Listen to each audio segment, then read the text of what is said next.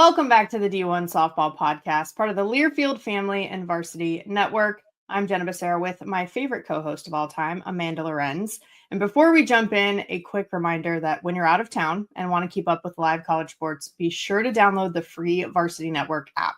Available for both Apple and Android. Get your games on the go with the Varsity Network app. And I think you're going to want that more than ever right now, especially now that we're in Mayhem, Amanda. So many games. You're going to need the Learfield app, and also you're going to need your TV on with multiple screens. You're going to need to utilize every single screen/device possible. So it's going to come in handy this weekend. Yes, we got to lock in, guys. We got to lock in. Lock in. It's time to show up. I love it. And for today, our lineup looks like this. So we are going to touch on the NCAA bracket before we jump into a conference tournament recap, since we both got to be on site. And then we'll head into the interview today with two of Clemson's finest, Aby Vieira and Taylor Pipkins. And then we'll end with our plays of the week and our win and whiff of the week, as usual. Lots to get through, Amanda. We ready? I'm locked in. Let's go. Just like our favorite softball players are in postseason form, we're in postseason form and ready to freaking roll. I love that. You know, you're hyping me up. Let's go. Let's freaking go, Jenna. Come on. It's mayhem.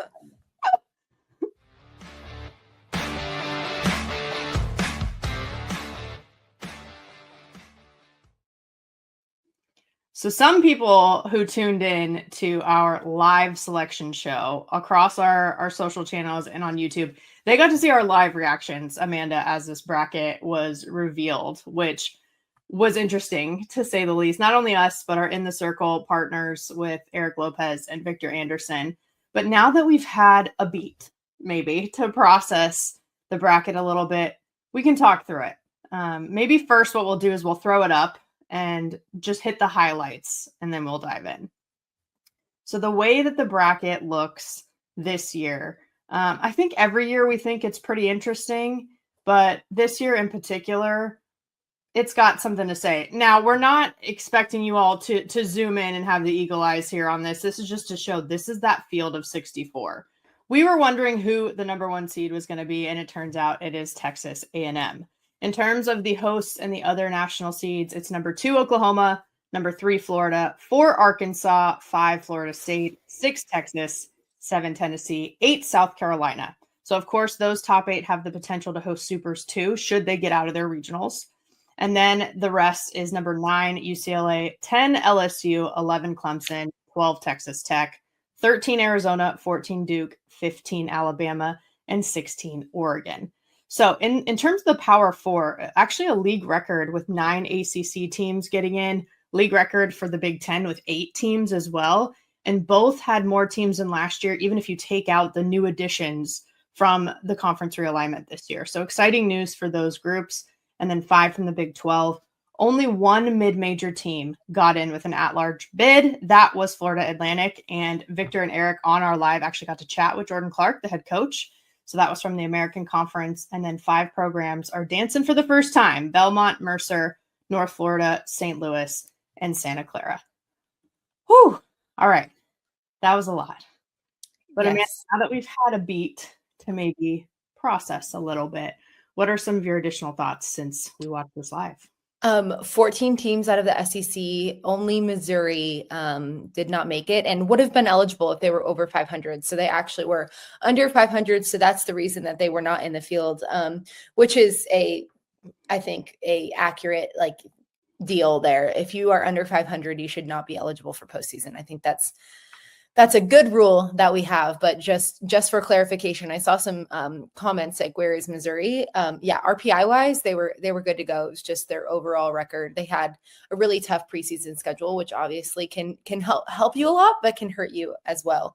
But as far as, this was one of the selection Sundays that I was probably most excited for. Each year I'm really nervous just to see, because I just know it goes back to my time as a player of just how nerve-wracking it is to see what your path is, because there's definitely some paths that can be harder than others. each year that comes, it just feels like the path, no matter what, is so difficult, which is so beautiful with our sport. It just feels like it's growing. And even the mid-majors or other schools that you're going to get in your regional, it's still going to be an extremely hard path, whatever way it shakes out.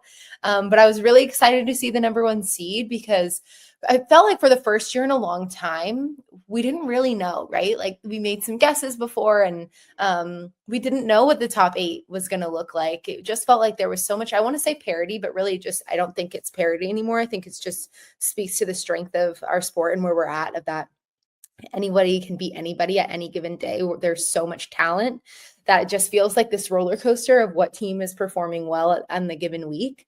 I don't want to pat myself on the back or anything, but I did guess that A&M would be the number 1 overall seed, just with how they're showing at the SEC tournament, especially what they were able to do offensively, and just how they were performing in the given moment, right? I think that obviously they had the most top 25 wins out of anybody in the field at 19. They had huge non-conference wins over Florida State and Texas Tech. So that was the reason that the committee gave for them being the number 1 overall seed. But it doesn't matter truly like what seed you are. Every path looks so difficult. And I just can't wait to be locked in all weekend long. I actually live in Clemson, South Carolina, so I'm planning on going to some Clemson games and checking out the Clemson regional. But just really excited and thankful that ESPN is gonna cover all the games, so that we're able, as softball fans, to watch all the games possible. I'm so jealous because I've only heard amazing things about McWhorter. I know they have like attendance top 10 like showings every single year too, even in their young program. So I'm jealous that you get to Gosh, you got to come out here, Jenna. You would love it. It's truly so awesome to come here. Obviously, it's a big softball lover, and hear the way that the Clemson fans love softball. Like, obviously, we're biased and we love our game so much, but to hear the way that these fans embraced softball and truly just like love the sport and support the softball program. So they do such a great job. It's consistently sold out. I think that the athletic department is regretting the amount of seats that they put in. They wish that they made it a little bit bigger. I think they've opened some berm seating in the last couple of years, just trying to get as many people in as possible. But they've truly done a great job of accepting our amazing sport and loving it and knowing its worth. I know that so many fans are ready to make the trek down to Oklahoma City for this team's first trip to the Women's College World Series. And I as a Clemson gal now, I hope it's this year. So I can't wait to watch. I did say that to John Rittman at the ACC tournament. I was like, maybe I'll see you in OKC, and he's like, I hope so. And we'll talk about that more too with our guest today, which is super exciting. And I think you make all interesting points, Amanda. It's one thing too, when I'm looking at the automatic bids, that's something that is a hot topic every year. And since 31 conferences, they all send their champion for the tournament specifically to the NCAA tournament automatically. 19 of 31 of them being a different tournament champion than was the regular season champion was wild. I thought that kind of set the tone in the first place. And you mentioned it, even the top national seeds, we didn't exactly know what was going to shake out, let alone for the rest of them, for the 2, 3, and 4 seeds at each respective regional. So between that, I know Eric Lopez said on our live, he's like, this bracket is drunk. I don't know about that, but at the same time, we always think, right, like some should be seated higher, some should be seated lower, maybe some should be in, some shouldn't be. Whatever it is, I think at the same time, we already knew that this postseason was going to be a little bit unhinged, I think, and this bracket just sets the tone for that for us. Really? I do want to give a shout out to a couple teams, who didn't make it. There's definitely a list of those who had great seasons. You and I have talked about Nevada winning the regular season, Mountain West, and obviously we both know Vic Hayward and what she's done in her first year as a head coach, just so impressive. And then you get to play pro ball in the same league as her too this summer.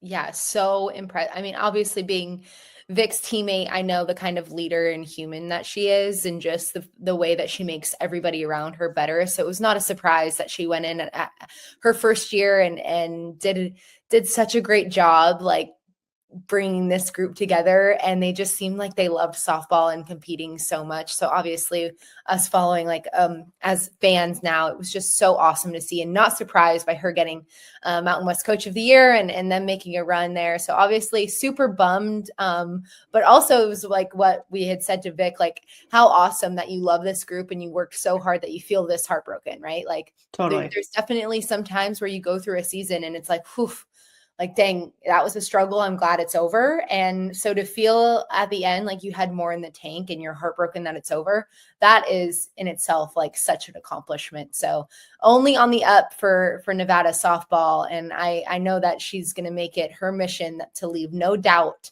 that they will be in the field next year. Yes, very well said. And other programs too that were in similar boats. Iowa State had one of the best seasons in program history. Like, I think what I'm basically trying to say is we see you guys. We see you. Keep at it, because we're expecting to see you in NCAA tournament soon, and we're excited for that when that does come. Absolutely. What regionals? I mean, they're all interesting, right? There's storylines to every single one. We'd be here all day if we went into every single thing. But for you, which ones are you most interested in watching?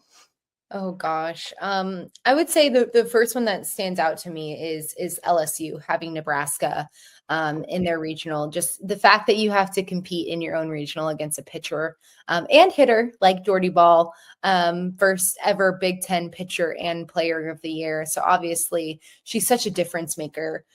So I have that circled. I have the Arizona regional circled as well. Ole Miss is playing some really good softball right now. Brianna Lopez looked really good at the SEC tournament. I think that she is absolutely, they're going to be relying on her a lot. There's going to be a lot on her plate, but her ability to change speeds and keep offenses off balance is going to be huge in a ballpark like that in Tucson, where the ball likes to fly. She's going to have to figure out a way to keep the ball in the yard. And obviously they have Grand Canyon as well. And then the third one I have circled is the Arkansas Regional with Oklahoma State in there as well. We've talked about a lot this year about how awesome Ruby Malin has been this year. The wins don't necessarily match the type of season that she's having. So I think that, it's going to be scary if the offense gets hot and her defense plays good defense and she's able to continue having the kind of games that she's been having, because Ruby is a really hard pitcher to beat. So again, if I am one of those hosts, so Arkansas, Arizona, and LSU, I wasn't super fired up to see those kind of pitchers coming to my regional, because no matter what, like, your hitters are going to have to hit, and it's hard to face an elite pitcher. Totally fair. And I would add to that list, I'm looking at the Tuscaloosa regional too, particularly Virginia Tech is that 2 seed, very similar to what you're saying when you have an Emma Lemley, right, who we had on the show, which was wonderful early on in the season. She's throwing perfect games and no hitters and just so competitive, especially after seeing her play in person now for a couple of weeks in a row. I was like, okay, I can see this next level, turn the switch on competitiveness with her in the circle. And then I think they have a chip on their shoulder right now too. They wanted to host and they're a good team. And they were ranked above, like in Alabama, for example, in national polls at a certain time during the regular season. And then Corey McMillan with her nation-leading 30 home runs versus Maya Johnson from Belmont with a nation-leading 343 strikeouts. That's not even with as many appearances as some of the others in the top 5, by the way. So that in itself is going to be super cool. And then Bree Peck, actually, who has the Virginia Tech career home run record, played travel ball with Maya Johnson for the Pennsylvania Strikers. And that actually goes all the way back to Danny Hayes from Stanford. Her family runs that organization. So lots of ties there, especially in the ACC, but so cool. The familiarity, right? And that's the first game is Belmont and Virginia Tech on Friday, 3:30 Eastern, everyone tune in. But I think that familiarity piece is definitely a theme too throughout all of the regionals, really. I mean, of course, everyone was talking about Boston getting sent to OU again, back-to-back years, but also several times in the last few years. They keep winning their conference. They keep going there, And then Cal, even though I don't know if people realize, they went in 2023, they went to Norman. So twice in the last 3 years, all 3 appearances under head coach Chelsea Spencer, they're also going. So, does that familiarity, is that a friend or is that a foe? Is that a good or bad? And for who is it good or bad? And then we see that, of course, too, with, the Eugene Regional, the Los Angeles Regional, where you have former Pac-12 foes going back there with Stanford at Oregon and Arizona State at LA. I mean, those are always going to be interesting because of those histories behind it. It feels like each regional, there's such a storyline where there's some background and some sort of connection or whatever it is, but it's going to make for a really fun regional, not just because of the storyline, right? Not just because what we talk about, but it just feels like the 2 seeds are stronger than they ever have been. And there's definitely some differences where you say like, oh, that's a weaker 2 seed than this regional for sure. You definitely always have that. But as a whole, it felt like this year was the hardest. Like the 2 seeds really feel like they make your chest tighten a little bit, where you're going to have to and not to any disrespect to the 3s and 4s, like they're absolutely competitive and going to create some issues too. It just felt like before there was a big separation between the 1 seeds and then the 2 through 4. And it doesn't feel like that so much to me anymore. It really feels like for the first year from top to bottom, 2 seeds really have an opportunity to advance out of this regional. And like they're really going to create some havoc. It's so true. And you're right. Even some of the 3 seeds, like Michigan won the Big Ten tournament. They're a 3 seed. Wild. Washington's a 3 seed. North Carolina's a 3 seed. Like the gaps between 1 and 2 have closed, like you said, and then even 2 through the rest, it's just not as cut and dry, which is awesome. We love to see it. As softball fans, that's great. If Jenna and I are doing our own brackets, you would like him for them all to be so different because there's so many possibilities, right? I think so much of our sport for so long has been very much like whoever the higher seed is probably going to come out of that. Maybe we'd see a little bit of parity in the super regionals, but for the most part, I feel like the higher seeds usually stand, right? And I'd say like the trend the last couple of years is we've seen more and more opportunity for these lower seeds to advance. So if anything, it's just fun to hear your name called and know like in years past, like it's definitely been a huge separation. And now just hearing your name called is all you need, like for that opportunity to advance to Oklahoma City and play at the World Series. There's the hope is definitely still alive. And I wouldn't say it's like living on a prayer. Like these teams are ready and going in to compete and like wanting to win, not just thankful for the opportunity, not just thankful to be here. Like they plan on winning some games. You're so right. Oh, and we got to see some games in person live. I don't know if it's ever quite the same, right, as being there. Of course you can watch on TV, but being there in person is just next level. Yeah. So let's talk through that for some conference tournaments recap.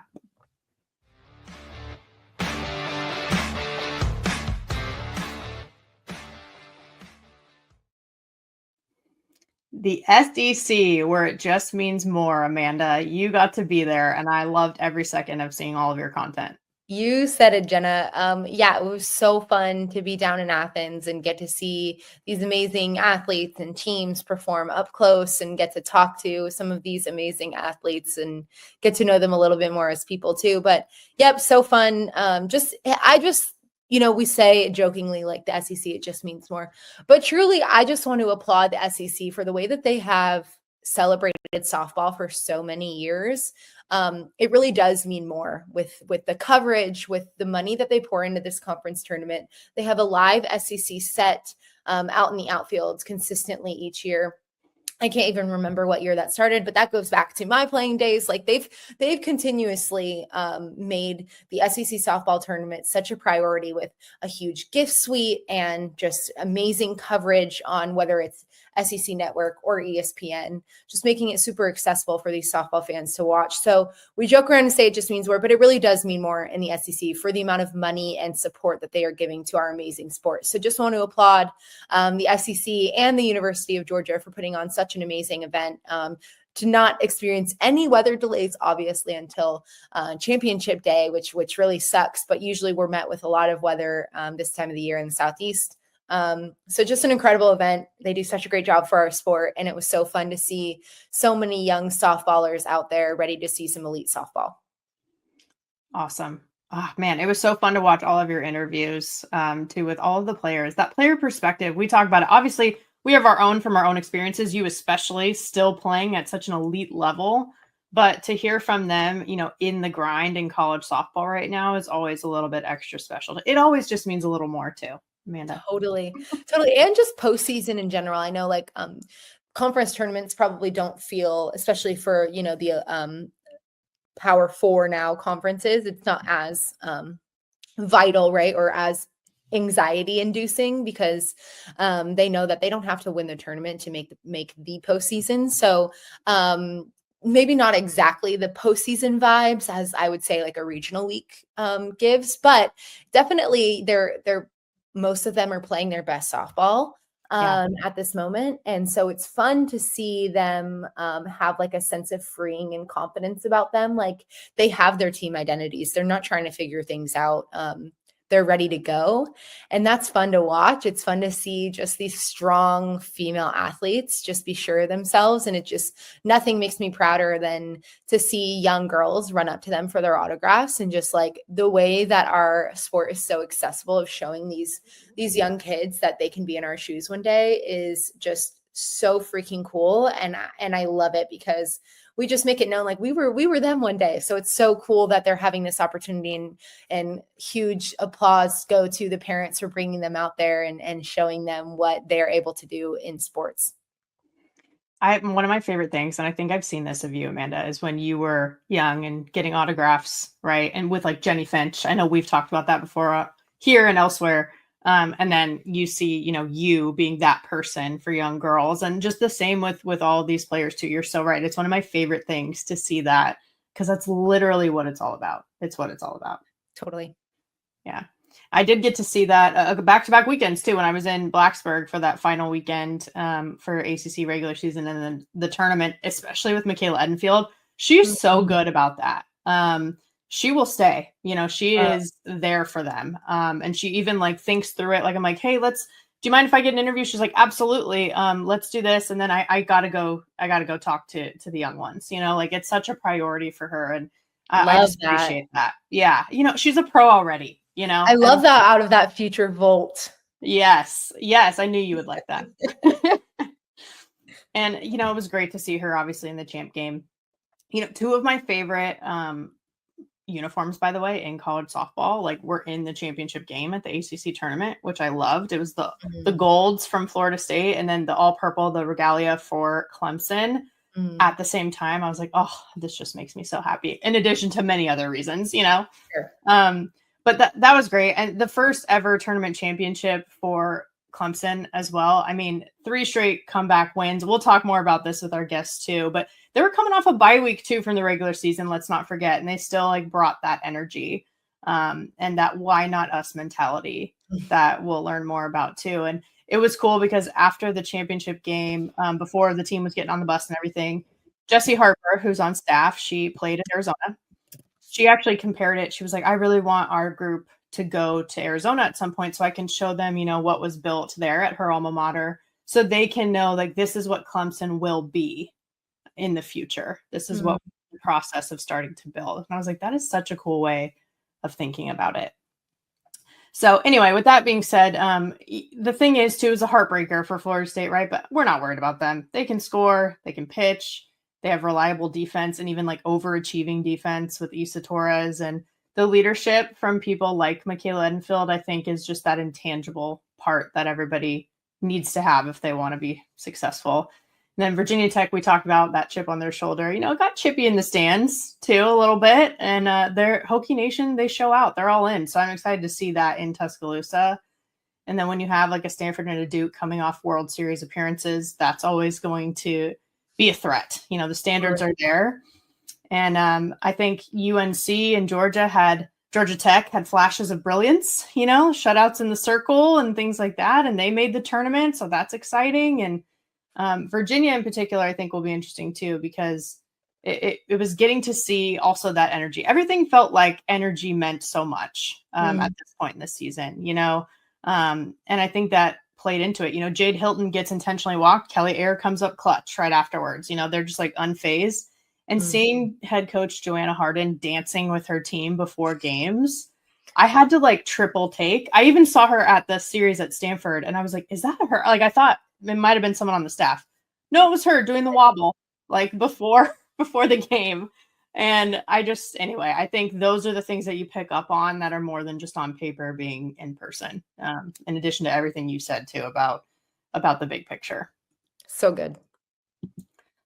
So good. Well, since we've hit on it a little bit, I think it's about time to bring in our guests. Let's just talk to the Clemson Tigers.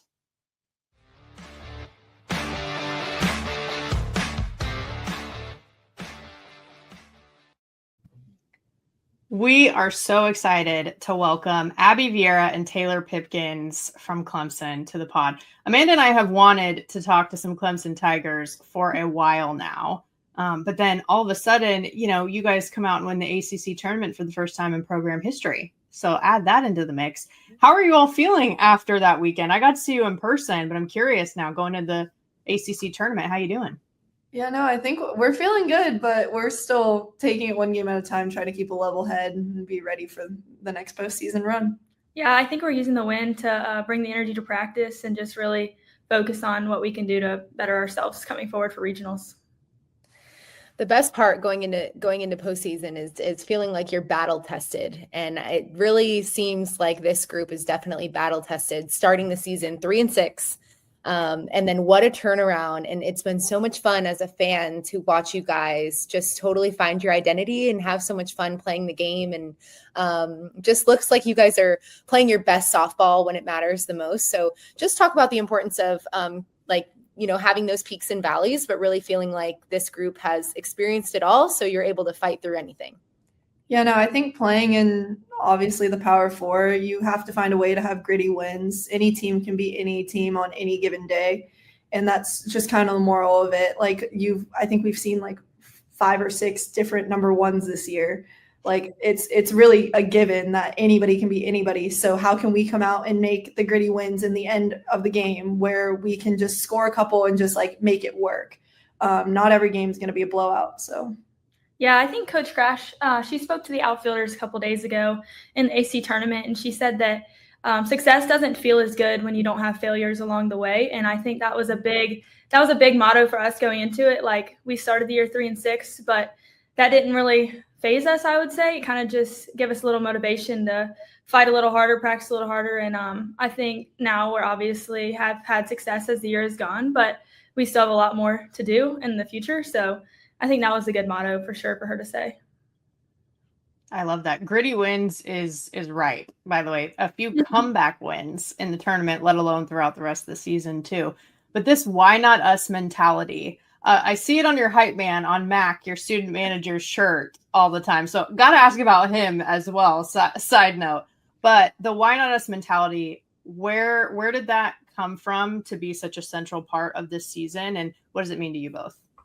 Yeah, I think in previous years we've come out, we were ranked in the top 10 either last year or the year before coming from the start. And this year, sitting right outside that 25 slot. And it's okay, we don't really have anything to prove. We're proving it to ourselves that we belong and that we can compete on any level. So why not us? Why not prove it to ourselves, but also do it and prove it to the world at the same time? Yeah, our league motto to start the year was bring it on. And I think that the bring it on motto kind of carried on to the why not us, because at first it was all right, bring on the challenge, bring on the ranked teams, bring on the chatter or the doubt or whatever. And then now that we've kind of proven to ourselves that we're capable and the world we're capable, the whole why not us mentality is basically saying that we can do it too. We don't have to be highly ranked or have these big names. We can go out there and we can compete. So I think the why not us has really helped us just go out there and trust ourselves and really just believe that we can do it.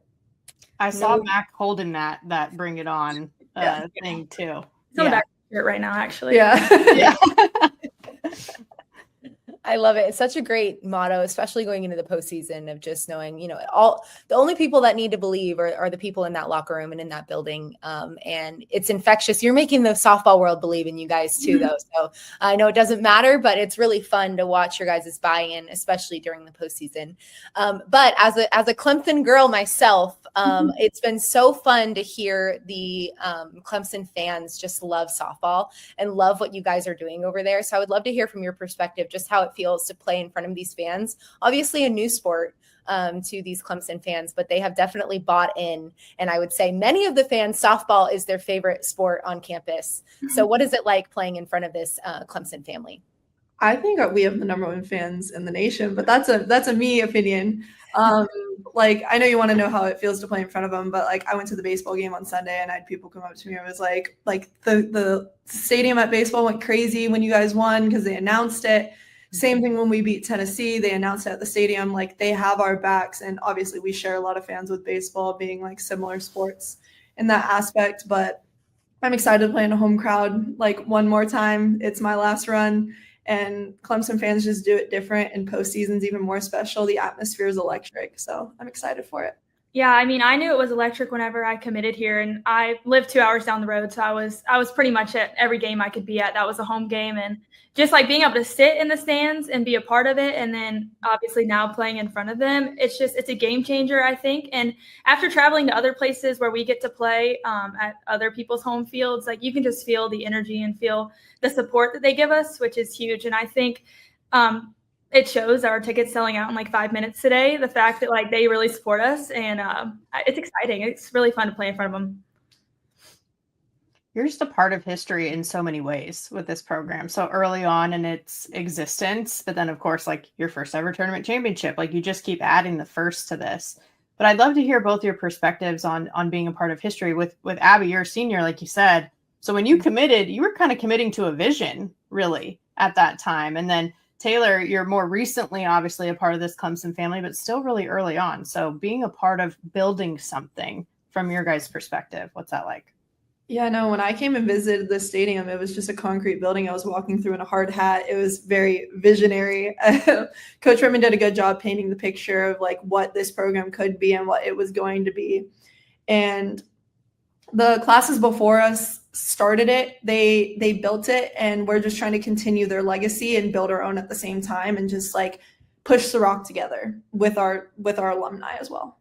Yeah, like she said, I think we're just continuing to build on the legacy that the first one's created here. And obviously winning the first ACC championship was huge and exciting. But I think like that's why you come to Clemson. You come so you do these extraordinary things. I mean, we've had the player of the year, we've had All-Americans, but like ultimately I think it's a team thing that really matters the most. So our ability to go out there and compete for championships and have the ability to go beat number one teams in the country, I think that's why you come to Clemson. And so it's been fun for me for sure.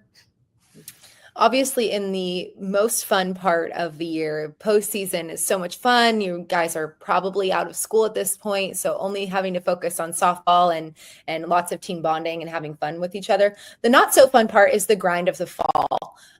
So I would love to hear from you guys. Was there a point in the fall that you were really grinding through, whether it's a tough workout, tough lift, or tough practice, where you felt like this team was different and this team was going to accomplish something that no other Clemson team has accomplished?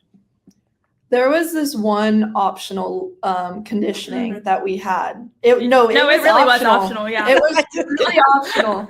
Not valandatory. That's what we used to call it. Okay. Our conditioning sessions, they're Friday mornings, and we call them competition conditioning. We're always separated into teams, and it's like who can win today. And we had an optional competition conditioning. It was near the end of the fall, I think, and we were running the dikes, which are like these hills by our lake. They're steep. Nobody wants to ever run them. I've never done it on purpose. Every single one of us showed up. Mm-hmm. And there were girls that were like either sick or injured that also showed up. And they were like, I want to do what I can. And our strength and conditioning coach purposely told us what the conditioning was going to be before we showed up. So it was like a mental challenge of like, are you going to do it or are you going to back down? And we had girls, and it was right before a break in the fall. Mm-hmm. And so we had girls change their schedules of going home to show up to this running. That was the moment where we were like, yeah, this team's different. This team wants it. They're truly gritty. Like they're gonna make things happen. Yeah, that was a big one. I can't remember the exact logistics of the one I'm thinking of, but it was one of the mandatory ones on Friday morning. But it was just like, it was out here on our little turf field that we have by our softball field. And we were doing some running thing. And I remember some of the girls had extra reps than other girls because of some challenge we did. But no matter how tired that group was after they got finished that had like the lesser reps, everybody went back and ran the rest of the reps with the girls who still had reps left to go. And I think that just showed that, you know, we're a team and we fight together, and we're not going to like watch our teammates just like sit there and suffer. Like, we're going to suffer with them. And so I think that was a big thing this year. Our conditionings, they really tested us, but I think it was a game changer to show like the grit that we have together. And I think that's why we can have these gritty wins and just trust each other. Those are a big part of it. I love that. I kind of have goosebumps actually, because those are those unseen moments, right? Like, now more eyes than ever are on you all, as well as just college softball with the postseason tournament coming up and everything. But those are the moments that really get you to these moments that you're now living out. I actually got to witness a couple of cool moments post game for you both at the ACC tournament. So Aby, first I'll start with you. I actually saw Coach Rittman did give you a hug after the game. He was holding the trophy, and I happened to snap a photo of it. I was very proud of it, I'm not going to lie. But he said something to you along the lines of like, you know, you did it. You helped get us here. Can you tell me about that moment? Yeah, no. Obviously 4 years here, Coach Rittman and I have a special relationship that has just grown. And at the end of last year, when we lost out of regionals, he looked at me and he was like, we have unfinished business. And that included the trying to beat FSU, the trying to get like these little wins on the way to obviously our bigger goal of trying to get to the World Series. But he looked at me and said, we have unfinished business, like be ready to go back to work. And this was like 20 minutes after the game. Like, I'm crying over all my seniors leaving. But I walked up to him after and he was like, we did it. First step. Like, and it was just one of those moments of like all of that anticipation that we've built up all year is just like this relief. I had that moment with Maddie Moore and a few of my other like seniors that we were just like, oh, like we finally got over the first hump. Like that was the first moment of like, we finally beat FSU after going, I think it was like 0-8 or 0-9 against them. And like, we can take a breath of relief and like get back to work and just be confident in our grit and our passion. So cool. So cool. And then Taylor, one of the moments I got to witness with you is you and Kylie Johnson taking a photo by the bracket. Also got a photo of that. I was on my photography game this week, clearly. But you two, you know, you hitting that grand slam, of course, among other things, as the tournament MVP, her getting that game-winning home run as well. And I think you both played together with the Impact, right, in travel ball. So that experience of getting to do that, and then, wow, this is part of what you guys have worked for, even though you're also just getting started. How was that? Yeah, so Kylie and I, we go way back. I remember I was at her tryout for our Impact team, and I think I was in 8th grade, or I think I was in 7th grade. She was in 8th grade. She's a grade older than me. And then we played together, obviously, all through until she came here, and then I came here. We were throwing partners. She was my best friend. So I think it was just like, she was actually a big part of the reason I chose to come here too, just from knowing her and loving her. And I think us having those moments that we can both contribute and come through for our team were big. And, you know, we both had ups and downs this year. We both went through mountains and valleys for sure. And I think just her getting that moment was special. And I see her work. I see the work she puts in. And so, like, as her former teammate and her current teammate, like, it's just stuff like that. It makes you happy. And what's fun is we won PGF championship together, and then we got to go win an ACC championship together. So that was pretty cool for sure. But yeah, I think you snapping that picture, it was so like brought back memories. I think our moms were probably in tears because of that, but oh yeah, they were. That was good. So sweet. I want to talk about your pitchers. I think that obviously you have ACC Pitcher of the Year in Reese Basinger, but Brooke McCubbin, it's been so fun to see her step up this year and what she's meant to your team. So obviously not the Pitcher of the Year, but I think she's been a quiet MVP for you guys. So what have you seen in the growth of Brooke this year? You know, Brooke's only grown in confidence and ability. I've obviously, part of my senior class, like, got to watch her like grow up and mature as a pitcher on the mound. And she's always had this like quiet fire in her and you can see it in some of her celebrations, but it doesn't come out very often. She has this quiet fire that just lights up when the pressure gets intense.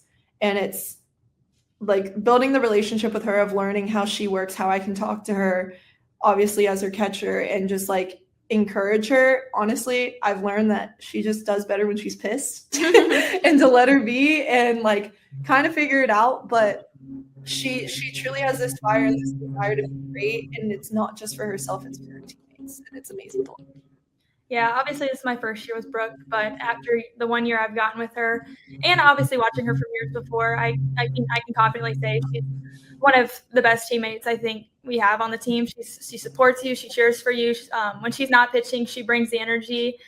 She's funny. Like, I think you can ask anybody on the team.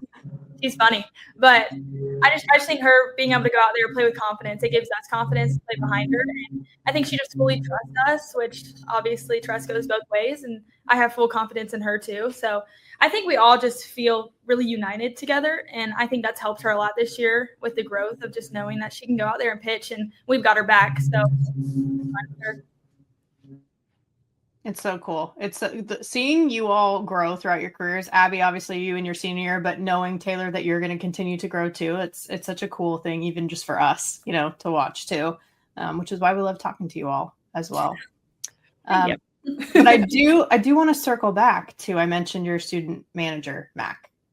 Yes. Not just him, but just the hype energy that you all have. Because having played for Coach Rittman at Stanford, he gives you that dignified handshake coming around third base. I think, Taylor, you and I talked about that a little bit after one of the games when you hit that grand slam.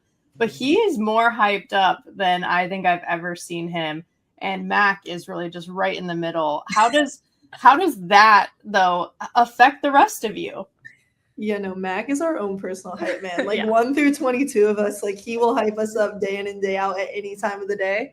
But like he brings the right type of energy. It's focused. He's trying to get other people focused in the right spot, because obviously we all have our moments of a long 7-inning game.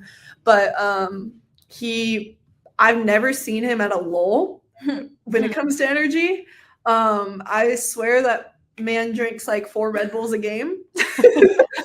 Be healthy. But no, he has all of our backs. Like anything that we need, and he's really there for us, not just on the energy standpoint, but like to bring us up and make us feel better in the moments that like are the valleys that Taylor was talking about before. Yeah, I think his whole goal is to just like, be a positive impact on all of us. I don't think I've ever heard the man say something negative or bad. He, like, even today, just a small example of how he is. I mean, we're in the outfield shagging at the very end of practice, and he literally like runs just back and forth across the field trying to catch balls. And then like when we catch a ball, he'll run up to us and be like, "Let's go!" And I mean, we're literally shagging, like it's not that. Like we're standing in the middle of the field, and he's like trying to hype us up from that. And I think, and like he's literally with our respacing, our pitcher, she loves shagging in the outfield, but she was out there shagging balls and she caught one, and he was like, "Is that what you're going to do when we win Super Regionals to go to the World Series? Like, tell me how you're going to react." And like, he literally, that's his whole mindset all the time, is just like celebrate us no matter how big, no matter how small. And so he's a big, like huge impact of this team for sure. Gosh, that's so cool. It like really hypes me up, because it's true. Like you have these student managers, you have strength coaches, nutritionists, you have so many people in and out of your dugout, and they can make such a difference in their energy. And so obviously he's contributed to a lot of your wins just with hype and keeping you guys locked in and free, and reminding you guys how much fun it is. I was hitting in the cages yesterday. He comes in and I'm like, "How long does it take you to do these hype videos that you're posting on TikTok?" I'm like, "I'm obsessed, but like, gosh, so many of them." And he's like doing individual players, sometimes full teams. Like he's just so locked in with all of this. He's like, "Oh, not long. I have this one planned. Like he also just like plans it out. I was just so impressed. And then he was talking about his Why Not Us shirt and how his mom got it for him in Boston. Like it wasn't even a Clemson given shirt. Like he's so bought in. He's doing these things on his own. So huge shout out to Mac, because I mean, I've been a fan for a long time because I've been seeing the content as an outsider, but I know that you guys feel it too, and it's fun. So he came to the flight with a Coach Rittman shirt. You know, those like collage of like you can put like the 4 or 5 different pictures. He came with one of those that said Coach Rittman across it. It was great. I know the whole team's like, "Where can we get one of those? We want one." You guys make it to Supers. I'll get you guys all this. I know he had Mackenzie Clark texting him, "Yo, where did you get that shirt? I need one." Oh my God, like it's so good.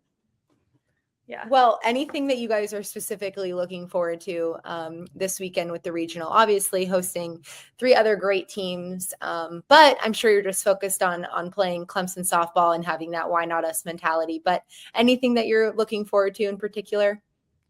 I mean, the home crowd. I know I mentioned that earlier, but no, we're taking one game at a time, focus on USC Upstate first. Bring the energy, bring it for 7 innings, and go from there. I think I'm just most excited to just compete with this team again. We don't really take games for granted, I feel like. And when it comes to postseason, you know, every game is important and it could be your last one. So I think really just taking it in and enjoying the little things and enjoying, hopefully we can celebrate and get some big wins again. But, you know, I think really just every inning, just taking it one step at a time, one pitch at a time. I think that's like the most important thing. And like she said, I'm looking forward to the crowd. This is my first one. Gosh, I'm so jealous. You're all going to be there. Obviously, Abby and Taylor, you'll be there. But Amanda being able to be there too. I'm so jealous. But I'll be tuning in for sure. We're so excited to watch you all. Not only this weekend, but potentially through the rest of the NCAA tournament too. Yes, can't wait. Can't wait to be in my orange on Friday and cheering you guys on. I can't wait to watch you guys compete. But good luck this weekend. And go Tigers. Go Tigers. Thank you so much. You Go guys. Tigers. Go Tigers.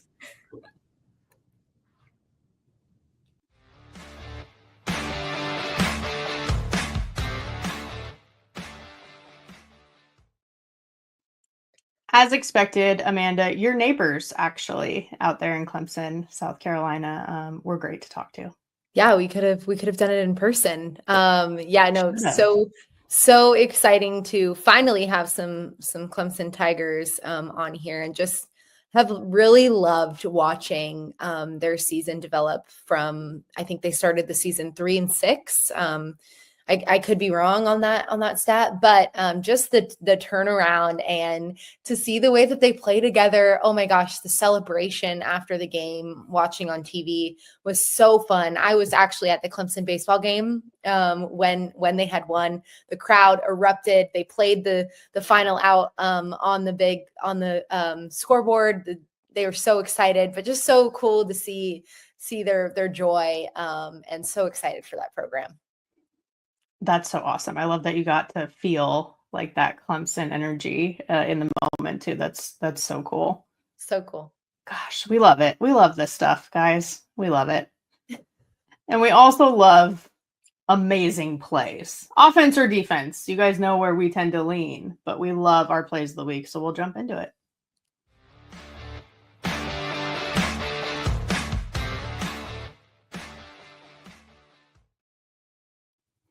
I will preface mine by saying, I know I mentioned the North Carolina Tar Heels, but center fielder Sanaa Thompson makes catches left and right, literally. I'll say that, and let's just take a look. Irish hit of the evening. Cortez has one of them. First pitch. And a diving catch. Sanaa Thompson with outright thievery robs Cortez and ends the inning. That's lifted by Cronenberger into center field. This North Carolina defense has been ridiculous tonight. Thompson tracked it the whole way and sliding to the turf, hung on. That was awesome. The way that Sanaa tracked this ball, tucked and ran, perfect angle, pulling away a huge out. So good. I felt like Jenny Dalton Hill. She's just so fired up calling those, but I couldn't decide between either one. They were in the same game, by the way.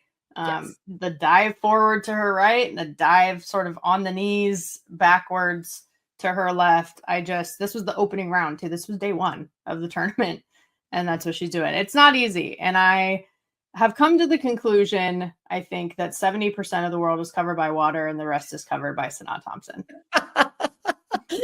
I love the classic use for the fast outfielders. Yes, so good. I mean, it also looked like she had a little tiny glove. Like, is she a former infielder? Like, using that little glove out there? You're right, it did. She's making those big catches with a little infield glove. Like, more respect more respect even so. But she's also acting like it's not a big deal, which I love. I have even more respect for that. Totally. She's True like, "What? outfielder, This is what I'm Amanda. supposed to do. This is what I'm supposed to do. Yeah. Lay my body on the line." I love it. Similar, my gal made unreal plays in the same game, so I was forced to choose one. I should have found a way to clip them together. But it was such a treat watching Salyn Hawkins from Alabama play shortstop this week at the SEC tournament. I've seen her on TV. I've not seen her in person. She's a really talented shortstop, made an unbelievable play against her rival. 2 unbelievable plays, but I'm going to let this first one play first. Don't blame the messenger. What a snag at short. And the one hopper to first for Salyn Hawkins. Wow. That is a gold glove play. So not only is she making a diving play, but it's a shot. And she's not just diving, she's diving at an angle, because that's the only way that she's able to get this ball that was hit at such a high velocity. She's diving at an angle, turns around and is still on both knees and fires a one hopper over to first base. Unbelievable play. And she ended up playing like a few innings later. There was a ball off Jalen Britsky's glove, and she comes up and bare hands it and throws it on the run to get someone else out. So like making just unbelievable plays and doing it in a way like she only has one choice, one way to make the play so that she can get an out. She's doing it and making it look easy. Just beautiful, beautiful job. Loved the way that she played shortstop all weekend long. I can't wait and hope that she gets opportunities to make plays like that in the regional this weekend, because it was fun. Huge fan of Salyn Hawkins. I actually interviewed her as well after that game, so got to talk to her a little bit about her defense, but really a treat. And I mean, I do love a shortstop. As much as I love hitting, I love some elite infield plays as well. Oh, yeah. I think I pulled a muscle just watching both of these ladies. Honestly, it was impressive.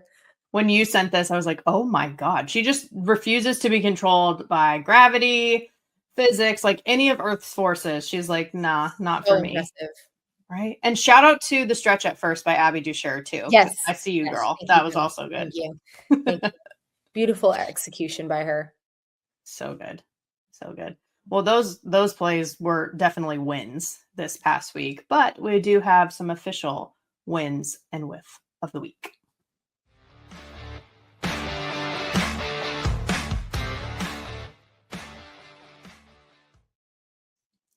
I know you and I, Amanda, like to talk about the reactions that we see from the teams who get their name called on Selection Show Sunday. And it's especially sweet when it's their first time ever.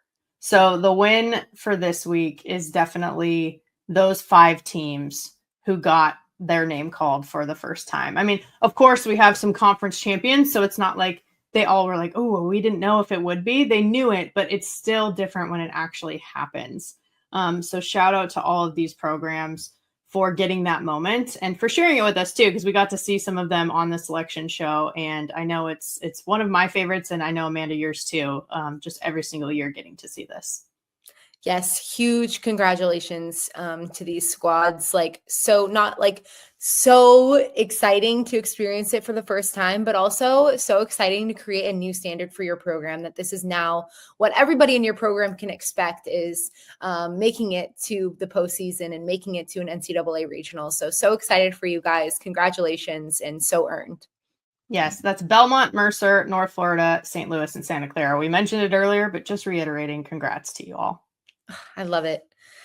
And on a less happy note, our whiff of the week is the fact that we did not get to see the SEC championship game. So the SEC championship was rained out. Texas A&M and Oklahoma did not get to play the game, which was going to be an epic matchup, I think. So sounds like we might have to just wait until the College World Series to see this potential matchup. But they both had such a great week.